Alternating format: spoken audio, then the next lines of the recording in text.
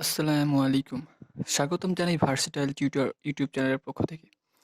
আজকে আমরা আলোচনা করব অষ্টম শ্রেণীর বিজ্ঞান বিষয়ের সপ্তম অধ্যায়ের মহাকর্ষ অংশটি নিয়ে। মহাকর্ষ অংশটি নিয়ে আলোচনা করার আগে আমি একটি ঘটনা বলতে চাই। ঘটনাটি নিউটনের। নিউটন একদিন একটি গাছের নিচে বসে ছিলেন। তখন তিনি দেখতে পেলেন একটি ফল গাছ থেকে নিচে পড়ছে। তখন তিনি নিজেকে জিজ্ঞাসা করলেন, ফলটি কেন নিচে পড়ল? ফলটি কেন উপরে গেল না? এটা নিয়ে তিনি চিন্তা করতে করতে মহাকর্ষ সূত্রটি আবিষ্কার করেন এবং তিনি বলেন, মহাকর্ষ বল হলো ওই বল যে দুইটি বস্তু তাদের মধ্যবর্তী যে আকর্ষণ বলে কাজ করে তাকেই বলা হয় মহাকর্ষ বল। অর্থাৎ আমরা যদি এখানে পাশাপাশি দুইটি কলম রাখি, এই দুইটি কলমের মধ্যবর্তী যে আকর্ষণ বলটি কাজ করবে বা তারা একে অপরের প্রতি যে আকর্ষণটা লাভ করবে তাকেই বলা হবে মহাকর্ষ বল। এবং এই মহাকর্ষ বল নিয়ে তিনি একটি সূত্র প্রদান করেন। সূত্রটি হলো নিম্নরূপ: মহাবিশ্বের প্রতিটি বস্তুকণা একে অপরকে আকর্ষণ করে।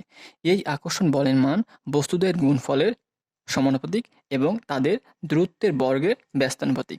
এবং এই বল বস্তুদ্বয়ের সংযোগ সরলরেখা বরাবর ক্রিয়া করে। অর্থাৎ যদি আমরা দুইটি বস্তুকে পাশাপাশি রাখি, ধরলাম এইখানে M1 একটি বস্তু এবং M2 একটি বস্তু।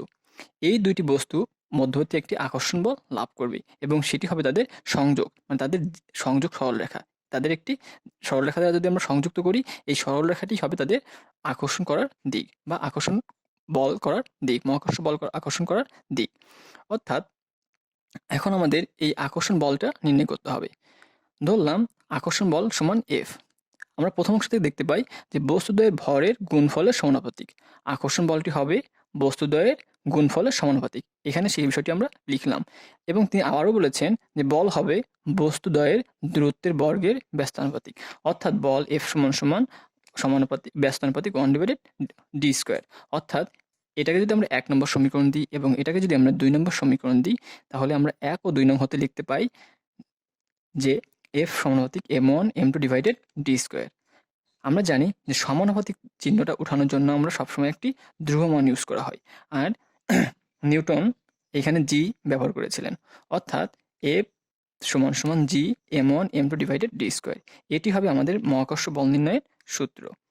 এবং জি এর একটি নির্দিষ্ট মান আছে এবং মানটি হলো 6.67 গুণ 10⁻11 Newton metre square per KG square. এই সূত্রটি ইউজ করে আমরা মহাকর্ষ বল নির্ণয় করতে পারবো। এখন আমরা এটা দ্বিতীয় অংশে যাই। প্রথম অংশে আমরা দেখতে পারতেছি যে মহাকর্ষ বল নির্ভর করে দুইটি বিষয়ের উপর। একটি তার বস্তুদ্বয়ের ভরের গুণফল এবং একটি তার দূরত্বের উপর।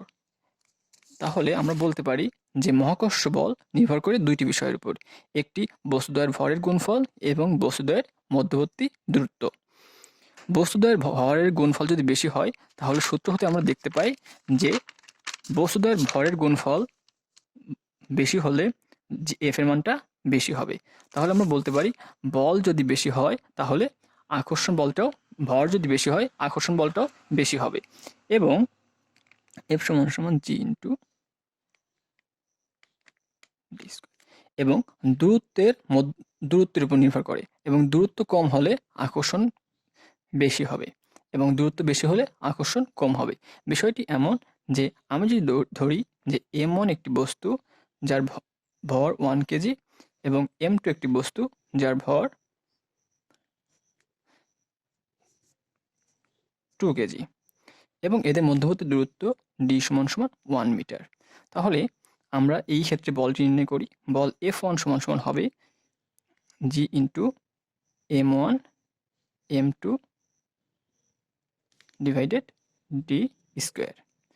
এটাকে আমরা d1 দ্বারা প্রকাশ করি, d1 স্কোয়ার। অর্থাৎ g ইন্টু 1 গুণ 2 গুণ 1 স্কোয়ার সমান সমান 2g।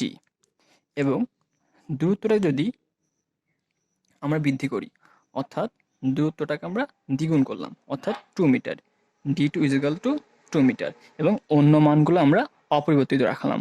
সেই ক্ষেত্রে আমাদের এফটা হবে g into m1 m2 divided D square. অর্থাৎ g ইন্টু 1 গুণ 2 ডিভাইডেড 2 স্কোয়ার সমান সমান আসবে g ডিভাইডেড 2। অর্থাৎ আগের তুলনায় আমাদের বলটা হ্রাস পাইছে, ফলে আমরা বলতে পারি দূরত্ব বৃদ্ধি করলে বলের মানটা হ্রাস পায়।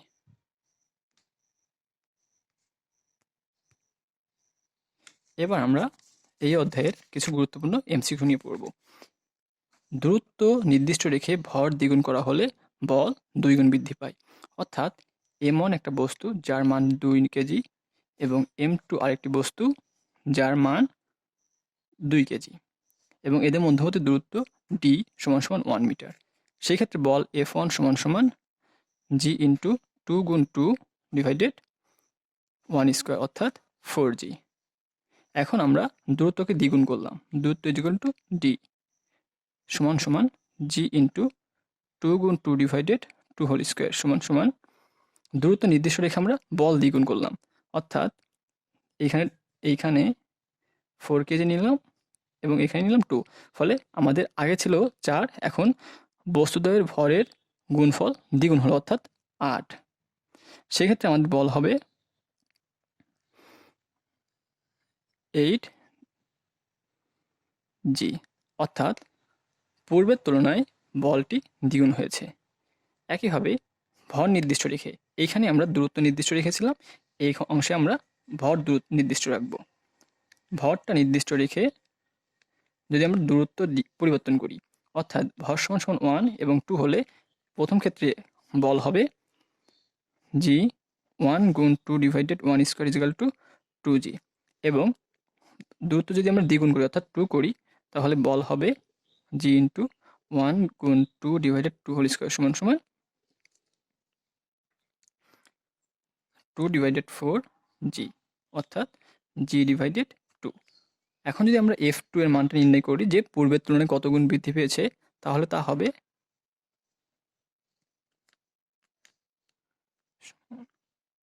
g divided 2 divided 2g। এটা F2 এর মান, এটা F1 এর মান। g ডিভাইডেড 2 গুণ এর নিচে ধরি একটা 1 আছে, ফলে সেটা উপরে যাবে আর 2gটা নিচে আসবে, অর্থাৎ 1 ডিভাইডেড 2g। এই জি কাটলে আমরা পাবো যে F2 গুণ F1 অর্থাৎ 1 ডিভাইডেড 4 গুণ F1, অর্থাৎ বলটি পূর্বের তুলনায় 1 ডিভাইডেড 4 অংশ বৃদ্ধি পেয়েছে। এখানে আমরা বলেছিলাম যে ভর নির্দিষ্ট রেখে দূরত্ব দ্বিগুণ করা হলে বল পূর্বের তুলনায় 1/4 হয় এবং আমরা এখানে তা দেখতে পেলাম। আশা করি বুঝতে পেরেছো।